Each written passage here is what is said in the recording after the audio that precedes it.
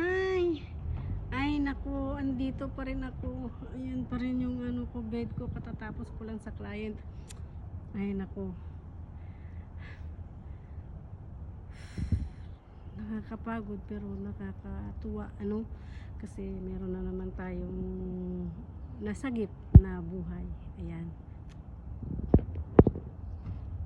So, kahit sinasabi niyo matanda na ako, alam nyo ba, marami akong nasisave na buhay. Kahit maliit na bata, mga bata, kahit kasisilang lang, nasisave ko, okay? So, wag naman kayong ganyan. Puro binabas nyo ako. Alam nyo, ang hirap na maging single mom na walang tumutulong, wala man lang ano, dapat um, tulungan ako. Kaso lang, wala. Sa mga nagbabash sa akin, na sabihin tumigil ka na. Pero, alam mo, kung may maitulong kayo, ayan, may Gcash ako, gusto nyo, para tigilan ko na, diba? Eh kung, ano, bakit naman ako hinto? May kamay naman ako, kumpleto naman ako, maayos naman ako. Bakit ko kailangan huminto, diba? Ganun ba ang ano? Gusto nyo ba yung aasa na lang ako? Aasa na lang ako lagi kahit kanino? Ayoko yung magdepende kahit kanino. Kasi maayos naman yung kalagayan ko eh. Bakit ako titigil? Eh kung masaya ako doon, okay lang yan. Kung nakakahiya, okay, why? Hindi naman ako gumawa ng kahit ano. Hindi naman ako nagnakaw para mahiya ako. Bakit ako titigil? Gusto nyo ba kagaya ko kayo? Na mag-bash lang ng tao? Hindi, no? Kahit kailan hindi ako dumipende kahit kanino. Tandaan nyo yan. Kasi